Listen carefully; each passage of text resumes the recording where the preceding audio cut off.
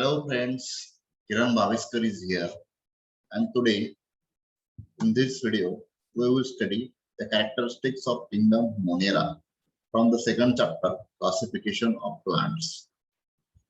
Dear friends, kingdom Monera, it is a prokaryotic type of the kingdom, means unicellular prokaryotic organisms. These are included into the kingdom Monera, and prokaryotic means pro means primitive and karyotes means carrion.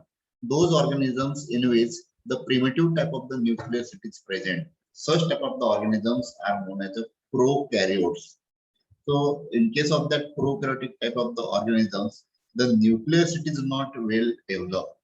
The genetic material it is directly present in a cytoplasm of the cell, and it is not bounded by a nuclear membrane. And as such, not a well developed genetic material that is known as a nucleoid. So all the unicellular organisms having the prokaryotic type of the cells, these are included into the kingdom Monera, and the genetic material of such organisms that is known as a nucleoid. It is not well developed. It is not bounded by nuclear membrane, and it is present in the cytoplasm of the cell as well. In a prokaryotic type of the organisms, the some membrane-bound structures these are also absent. For example, mitochondria, chloroplast, Golgi bodies, endoplasmic reticulum. All membrane-bound structures are absent in a prokaryotic type of the organisms.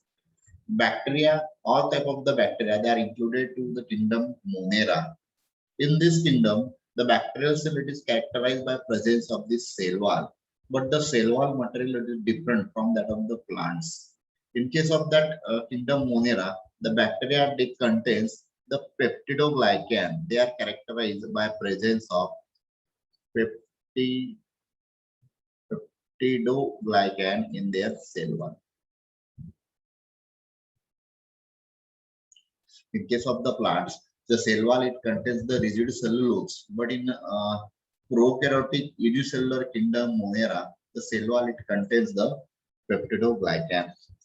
In a kingdom Monera, the bacteria they may be heterotrophs or parasites. That depends upon the some other organisms to get the food, while some are living in the body of other organisms. These are known as the parasites. So the kingdom Monera it includes the either parasites or the heterotrophs type of the bacteria.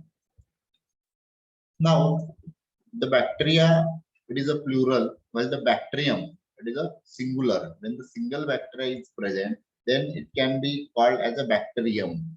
And if more than one bacteria are present, then in the plural form we are calling it as a bacteria.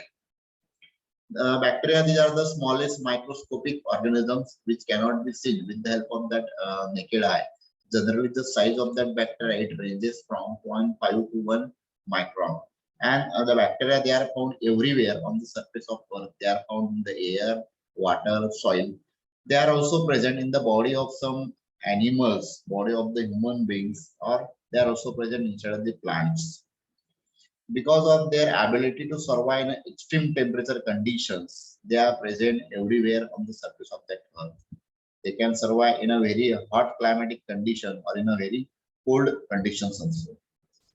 So the bacteria, these are very small in size, and these are not visible with the help of naked eye. They can be observed only with the help of that high powered light microscope. On the basis of the shape, the bacteria these are classified into the 4 different types. That is, foci means if the singular bacteria is there, then it can be called as a focus. Then bacilli, if the in a singular form, it can be called as a bacillus. Spirilla, spirillum that is a singular, and vibrio, vibrium in a singular form it can be called as a vibrium. So the focus that is derived from the Greek word focos means a berry. Those bacteria which are having the spherical or oval shape, such type of the bacteria, these are known as a foci or a focus. According to the shape, these are the different types. So focus means the spherical or oval shaped bacteria. For example, streptococci or a pneumococci.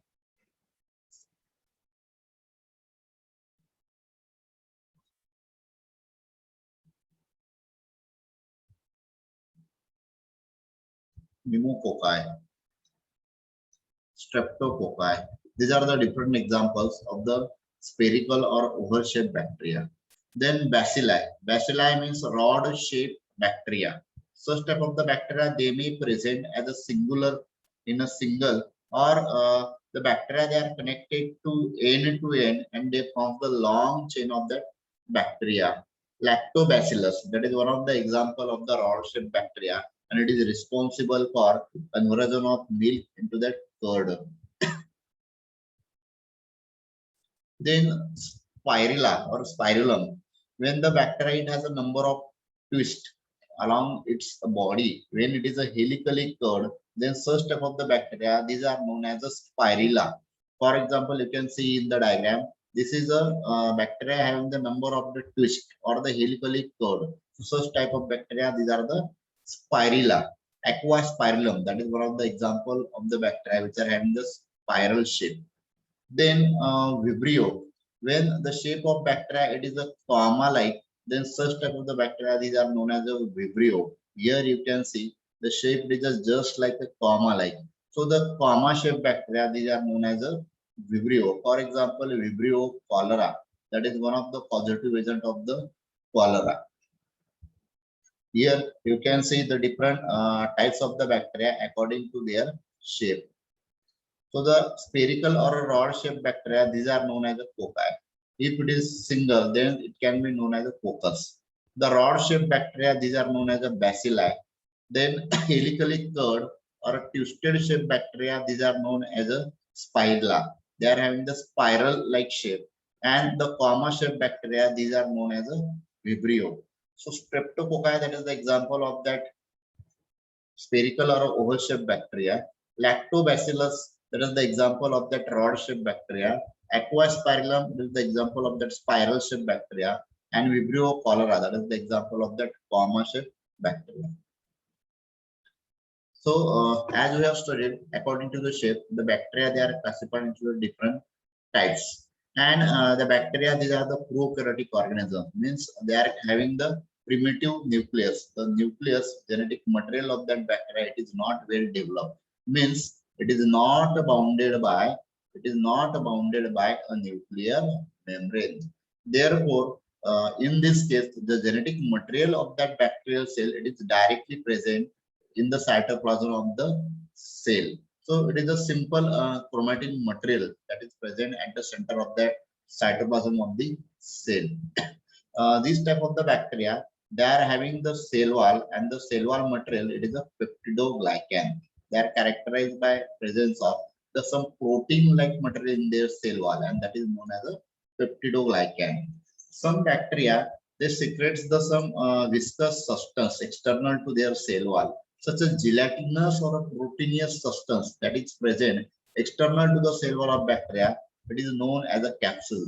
So capsule, it is a gelatinous or a proteinaceous substance present external to the cell wall of a bacteria, and it gives the extra protection to the bacteria.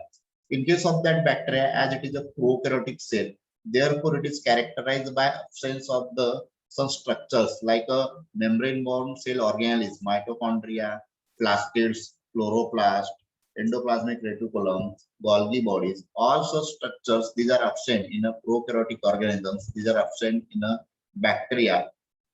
The nucleus, it is not well developed. Therefore, the nucleolus, it is also absent in case of that bacterial cell. The bacteria, they store the food material, reserve food, in the form of a glycogen.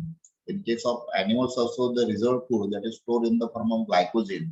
And in kingdom Monera, the bacteria, they also store the reserve food in the form of that glycogen. Here we can see the diagram of that bacteria, and all features of the bacteria, they can be studied or described with the help of that this diagram only. So bacteria, it is a prokaryotic unicellular organisms. Prokaryotic means what? The genetic material that is present in the cytoplasm of the cell, that is not bounded by the nuclear membrane. This one is the genetic material of that bacterial cell. Then the cell wall of that bacteria, it contains the specific protein-like substance that is known as a peptidoglycan. So prokaryotic organisms, they are characterized by presence of the cell wall, and the cell wall, it contains the protein-like substance that is known as a peptidoglycan. They are also having some additional circular ring of a DNA. This additional extra chromosomal ring of DNA that is known as a plasmids.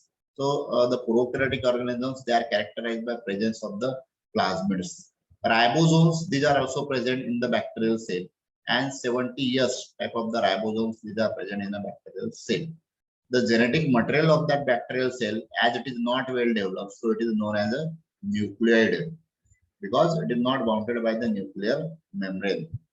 And the viscous substance that is present external to the cell wall of bacteria, that viscous substance, it is known as a capsule. Sometimes it can be also called as a glycocalyx or a slim capsule. When it is a thin layer, then that is known as a slim capsule.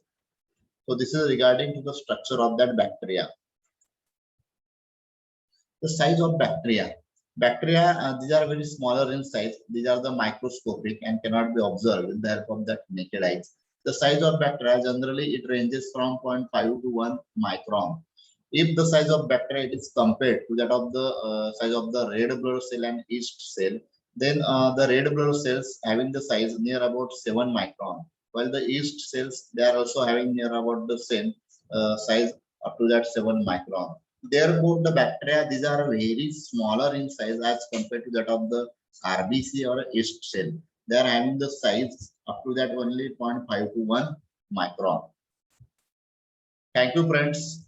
In the next video, we will study the importance of the bacteria.